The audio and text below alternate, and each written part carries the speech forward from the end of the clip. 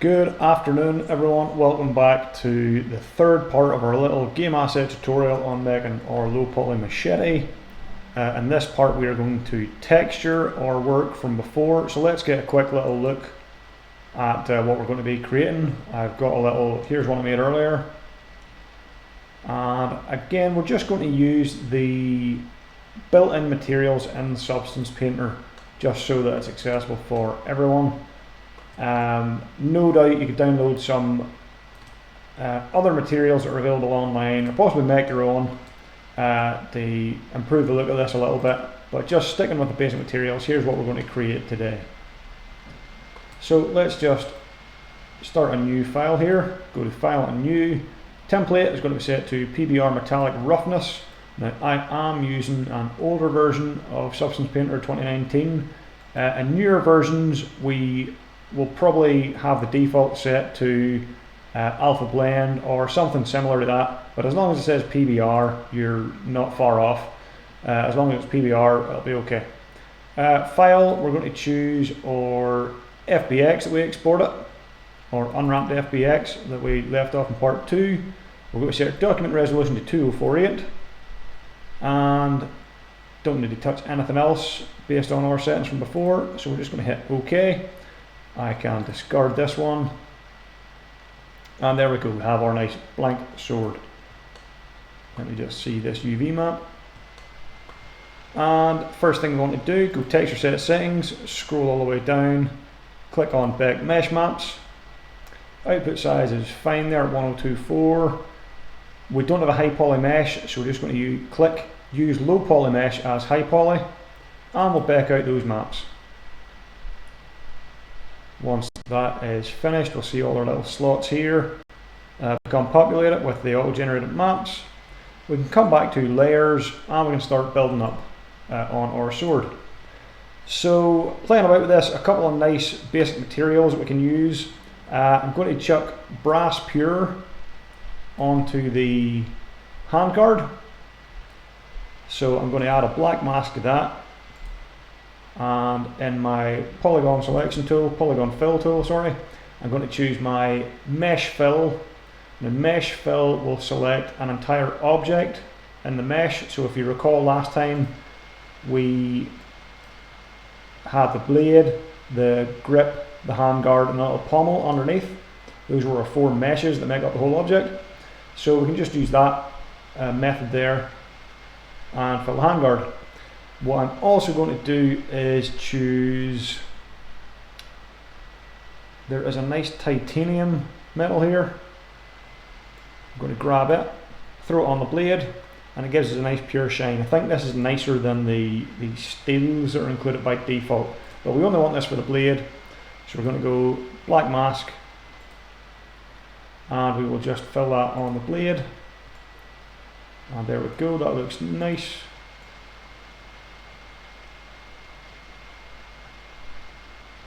I think actually what I did in the previous example was I used cobalt for the body and titanium just for the edge. So let me see, let me try cobalt on there. If I go up to the top, cobalt pure, throw that on. They're very similar, they're much the same.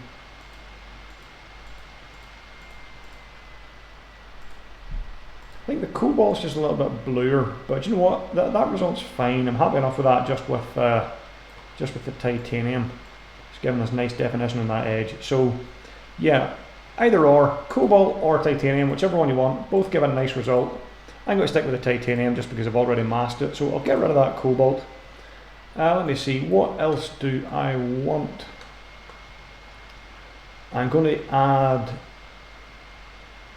I have a copper material here, I think it's just here. Copper pure, I'm going to grab that and I'm just going to put it on the handle here. Specifically this raised part of the handle. I'm going to do a 2-tone handle with wood and copper. And I don't want copper with the whole thing. Let me see, I'm going to add a black mask. Now I can't use my mesh fill here because that will fill the entirety. So instead I'm going to go to UV chunk fill. If you recall, last time we broke off our grip mesh into these separate parts. and this one part here is the entirety of that copper piece. So with mesh chunk fill, that will just select a UV island and fill that and leave everything else blank. Finally, what I will look for is my wood walnut. I will grab it, drag it on here, add a black mask again, and I'm just going to pick and choose the parts that I want this to be on. Again, UV chunk fill. I want this little back piece, and I want these 4 little pieces here. Now, just by pure chance, I have these arranged the correct way that the wood grain is flowing vertically as I like it. The wood grain defaults to horizontal, but we can just click on the wood there and rotate that and rotate the grain if we so choose. Now I want to leave it vertical as it was, but you can adjust as necessary. Now what I might do is I might change the scale there just a little, just to thin out that wood grain a wee bit. So that's 1.1. If I set it to, let me see, about 0.6. There we are. It just lightens up wood grain a little bit. It's not quite as thick. And now I want to just fine tune some of these. The copper I think is a little bit dull. So let me go to my copper material. Scroll down to my base color here, and make sure I click on the material, the layer itself, not the mask. So we're clicking on the material itself. Base color, this light pink. I'm going to just darken it down. Something like that. The brass, I could do something similar. I might just darken it down a touch as well. That's giving it that a nice richer colour. My wood walnut, I might actually lighten that a little.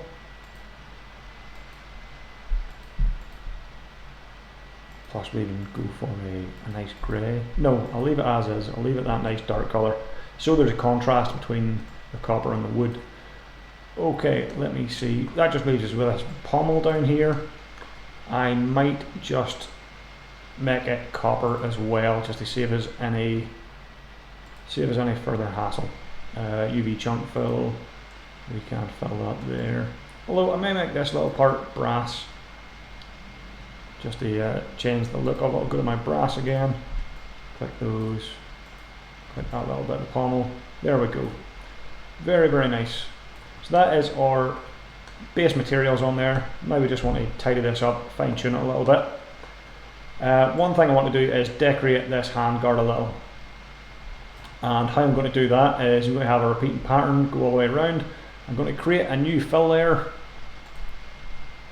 I'm going to set the colour to, let me see, maybe something like that, kind of a dull dark red. I'm going to set the height to a negative value, and then I'm going to add a black mask.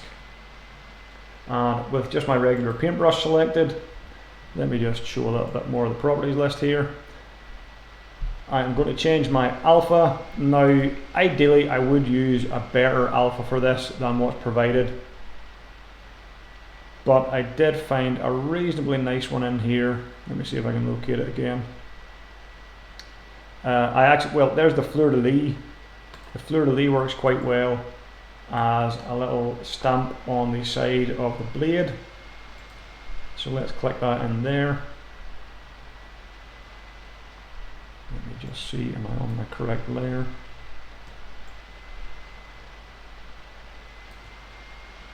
And we'll stamp one on the opposite side. Hopefully they're in about the same place. Yeah, close enough. Maybe just make that slightly higher. There we go, that'll do grand.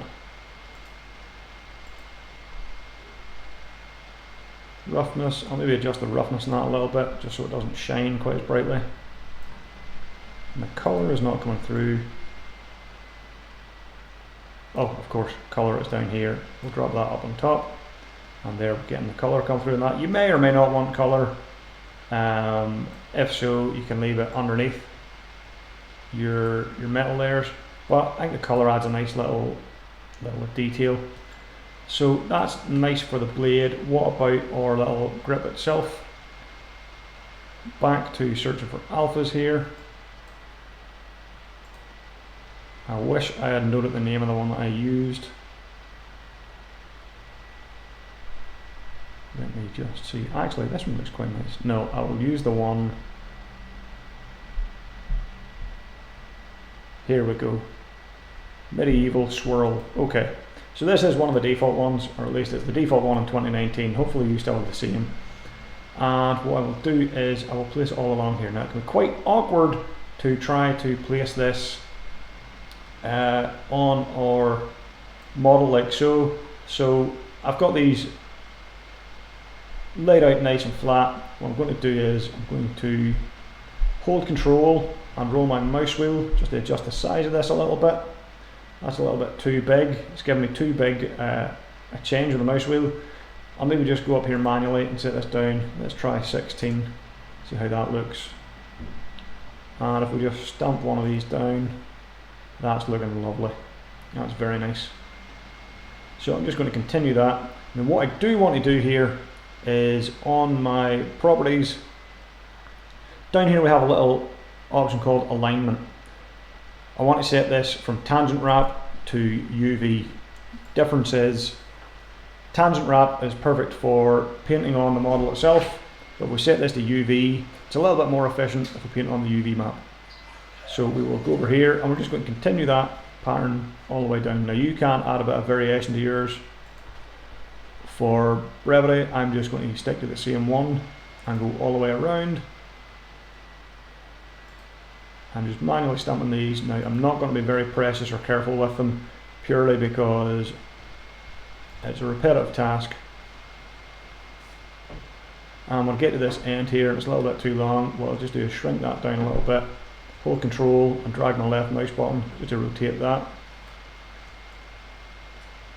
And just place that in as well as I can, just in there. Now I could also do the inside. I'm going to leave that as is for now. Again, just for brevity's sake, using the same technique, possibly use a different alpha in there. But what I'll do is I'll just do a little bit of fine tuning around the edge here. And I think to do that, I will go back to my basic circular brush and define it. If we just type in shape, that'll bring us our basic shapes. So shape is the regular round brush. I'll set my size down very, very small. And in this case, I will just draw straight on the model. Do a click, hold shift, and you see we get a little dotted line, and just follow around that perimeter, sticking as close as you can. Hold shift. It's kind of hard when your screen is small. Fortunately, shift won't stay at its previous location, so we need to click once again here. Hopefully we get it in the correct place. We're a bit tight there to the wire, so I won't continue that on round. I will just leave a tiny little gap there. Get that in as close as I can, just fill that, there we go. And just go all the way around. And that negative height value is really nice.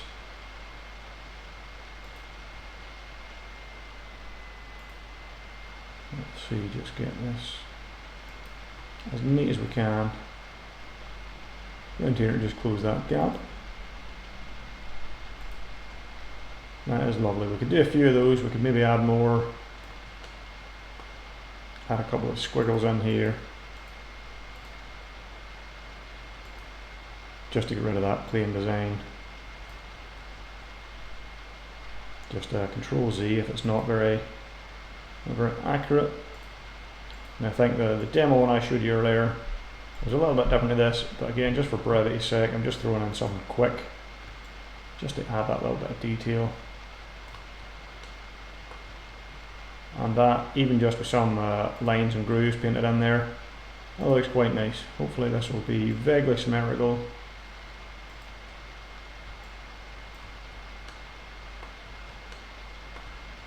If this is your first time watching one of my tutorials, I should mention the controls here. Let's see, I should go a little bit further. So I'm just using my mouse wheel to zoom in and out, Alt, and then hold left click to rotate, and Alt, middle mouse button or just click down the mouse wheel just to pan around like that. There we go, not quite correct there. I'll just chuck in another wee line. There we are, good enough, close enough for government work. That'll do. Let me see, now what we want to do is just sort of grimy this up a little bit. It's very clean, very pristine. So let me zoom out here, get a good look at my UV map. What I also did on the demo one and in the screenshots here, you might see I added a little line running along here. Very simple to do that. Just we can hold shift to get our dotted line and hold control to keep it vertical, and then we see if we just follow down along that little strip. Now your UV map might look slightly different to mine, but a lot of the shapes should be much the same. And just draw this all the way down around. Now unfortunately we can't set one space and then hold shift click, go another space, so I have to be quite far zoomed out when I do this. Let me see, just take you down there. So we can add that nice little trim around there. Again, add a bit more detail to those flat polygon shapes. And we could do the same to the other side, but I will just leave that one as is for now. Let's move on. Let's add a bit of grime and dirt to this. If you've watched my videos before, you know my good old reliable. We're going to add a fill layer. We're going to call this dirt, and we're going to add a dirt generator. So the color will come in as white to begin with. Let's just leave that for now. Let's now add a black mask, and to that black mask we click the little magic wand and add a generator. Generator down here and properties will be empty, so let's add dirt, and there we've grimied it up a wee bit. That color is not great, so let's swap this over. Click back on the layer icon, down to base color, go for a nice grimy dirt color. There we go. And let me see, we can, if we wanted to, we could up the height. Not really what I want to do. We'll leave that just virtually on 0 again. Roughness though, we'll turn this up a wee bit just so it's a bit duller than the surroundings. Metallic doesn't need to be on. Now what I will do is go back to my dirt mask, go back to my dirt generator, and if I look at some of the parameters here, I'm not too happy with the default settings that we have. The default for dirt, if you've got little small areas here, like these wee trims, they tend to just fill completely with that dirt colour. And if we look here at the bottom of our blade, it's very, very obvious what we're doing, very obvious dirt mark. Our blade is quite dirty as well, maybe we don't want to be in quite as dirty as that. So what we're going to do is we're going to pull the dirt level down. And let me see, we pull the dirt level way down. We're still getting a bit of dirt on there. The colour is very, very light now. We can maybe play with that colour. What I do want to do is pull my grunge scale down.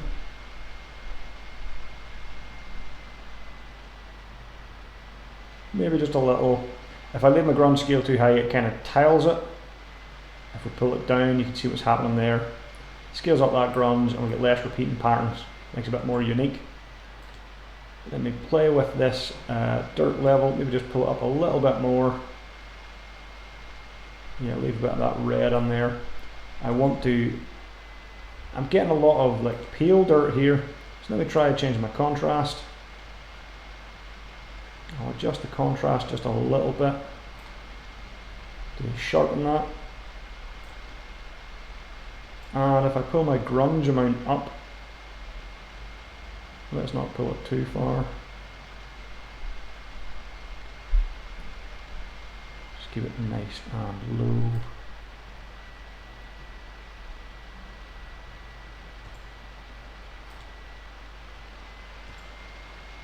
Yeah, that's not too bad. We toggle our dirt on and off. You can see it's just adding a little bit of character in there.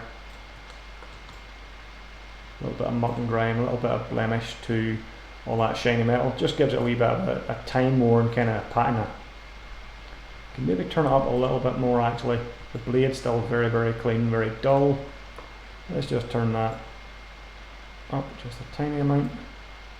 Play with the contrast, and it's really just playing with these options. Maybe just lighten that colour as well. Set my height back to exactly 0. Dull down that colour a wee bit.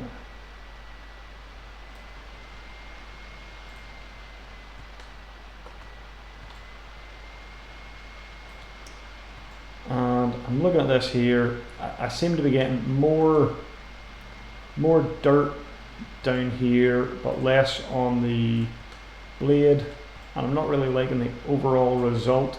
So what I may do is I may double mask this. I'll do one dirt layer on the blade, one dirt layer on the handle. So how do we do a double mask in Substance Painter? Let me get this first of all to a level that I like. Go out to my generator.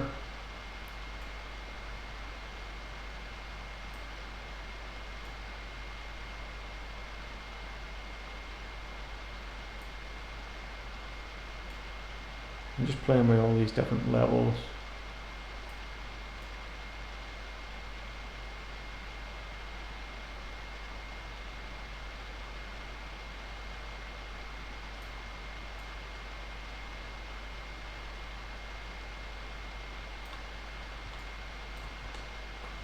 Actually, that's not looking too bad now. I like that on the blade, just dulling it down a good bit. Did I turn my roughness up? Yes, my roughness was up quite high.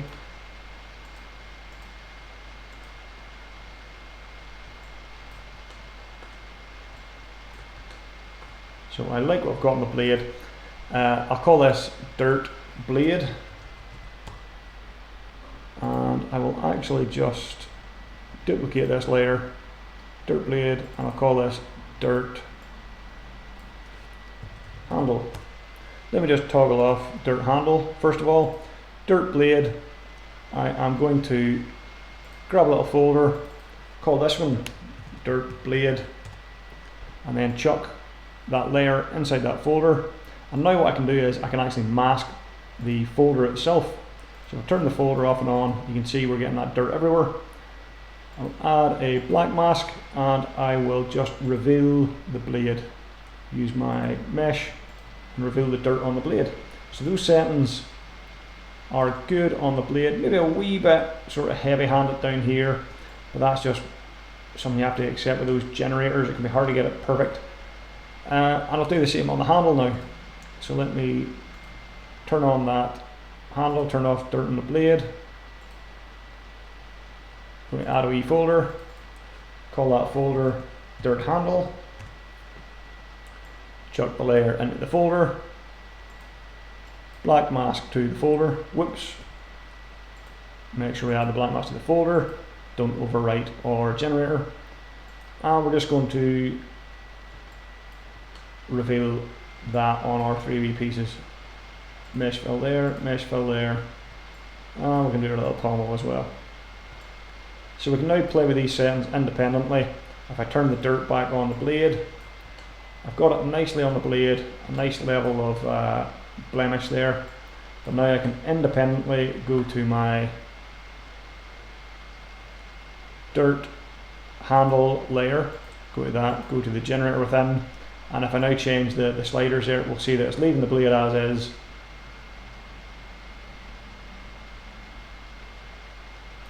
Without affecting what we have on the blade. Likewise, we can go to the blade, into the generator there. We can increase or decrease whatever we want. Let me see if I pull dirt level down, grunge amount up.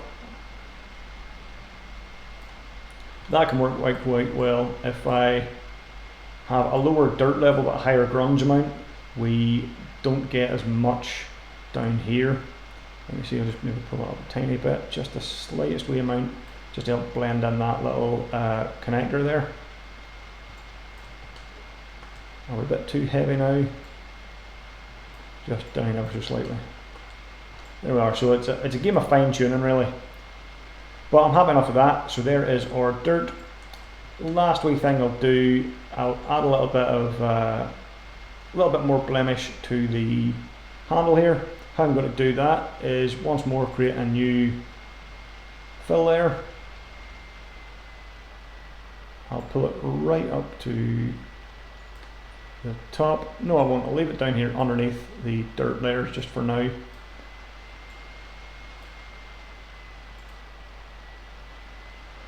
And I will give this a black mask. I will go to add a generator. Had a little brain fart there. Add a generator, and I want to add the generator metal edge wear. Now this will add metal edge wear over everything. So first of all, we're going to tone this down. So you can see we're getting quite a harsh result on those corners and on these corners at the back. So we will tone down the wear level and our wear contrast, just give us something a bit more manageable.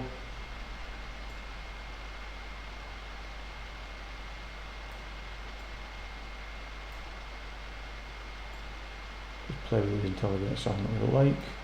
And I'm looking mainly on the little copper handle here, because we're going to once again create a folder, call it metal wear, and we will put that layer into the metal wear, add a black mask, and just reveal it on the copper here. So if I go to my UV chunk fill option, my polygon fill, click on that, and you can see now that that metal wear is now showing up just on the handle. Just gives me a little bit of wear around here. Now if I click back my pencil tool to get rid of those grids, we can see we've got this sort of unpleasant zipper line effect here, just to do the resolution. So I just need to go back into that folder, and I'll just name this metal wear so we're clear what it is. Metal wear.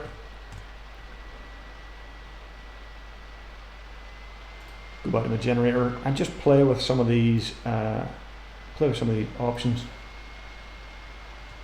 The first one I want to do is forget the generator, go back to my main layer itself. I want to turn off color, so we can uncheck the little color option here in material. I will not change the color, but I will change the roughness. I'll turn the roughness down a wee bit, just so there's just a little bit brighter. And if we rotate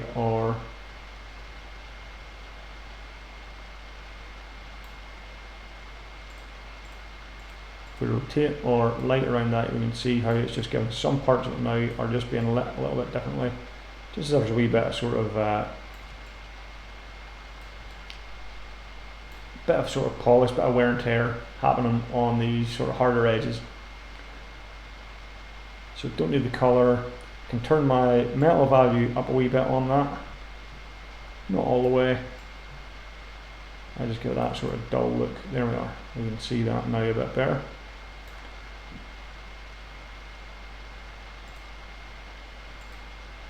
Do I want to play with this generator anymore? I could keep fine tuning it, but I won't. I'll leave it as is for now, just so we can move on. But that gives just a little bit more definition there to that handle. Makes it look a little bit less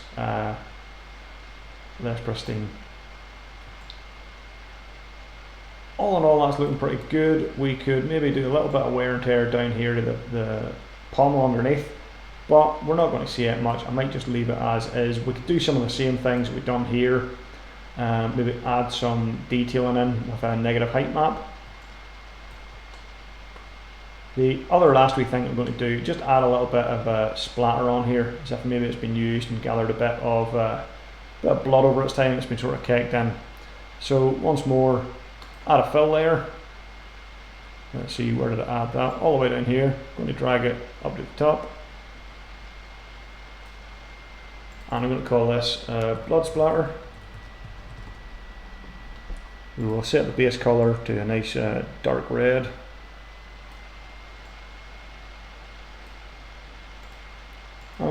ourselves a black mask. On this black mask, I'm just going to use my pen tool, and I'm going to look down here. We should have, if we erase out that word shape, we have some splatter brushes, I believe. Spray, grunge, there we are, drop splatter. Let's try that. Just boost my size up here a bit. And if I click on, it'll be very, very light. Actually, a better way to do this is come onto the UV rather than the blade. If I try to just get the edges out here, it won't take at all. So I need to be over here in the UV mode. And if I just click down, we'll see it appears once. This splatter brush is very light, so let's click it a few times over the same spot, just to really sell that blood. Click, hold control, click and drag my left mouse button, I can rotate that. So I'll just press a few more clicks down there. Let me try a different brush. There's a spray, there's a grunge splatter. Let's try that. We'll go to the other side now. Spraying a few of those. This can be good for adding in wee sort of rust spots as well. That's pretty good. Pull my size down a little bit. Maybe a little bit more. And we see those splats being added there. Now again, I'm just using the basic built-in alphas that are included with Substance Painter. Absolutely, you can import in other ones that might be better suited to this task, but using just the basic materials, I think that's a pretty good result. We could fine tune it a little bit more, but that's the main techniques we would use. We could go back and use our sliders, adjust those dirt levels a wee bit, adjust the metal edge wear a wee bit, play a bit more with the detailing on the handle, maybe add some more detailing to the blade itself, but just repeating those techniques that we used already, and that gives us quite a nice result. So what I want to do now, obviously we should save our project. Let's go to File, Save. Here's one I made earlier, so we'll call this one Machete 2. And then the last thing I want to do is just export those textures so that we could use them in a game engine. File, Export Textures.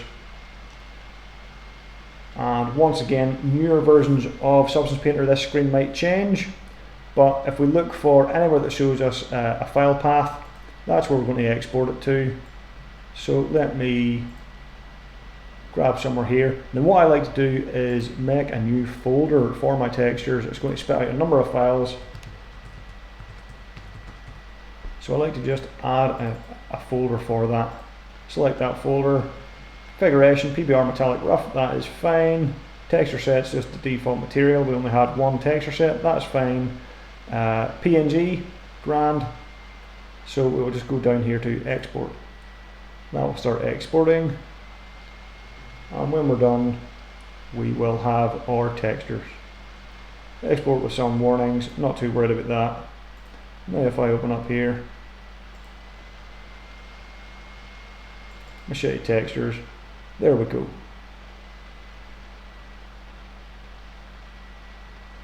And that is it for that little tutorial. Hope you enjoyed that, guys. Another little prop that you can add to your games. We can easily adjust this one to give us different shapes of blades, and we can get quite versatile with that. The techniques we use there can be manipulated and work to give us a variety of different blade shapes. So you should now be able to, in your games, whether it's futuristic, pirates, God knows what, medieval fantasy, make yourself some nice bladed weapons. Thank you very much for watching. We'll leave it there. Hope you enjoyed the videos, and see you next time.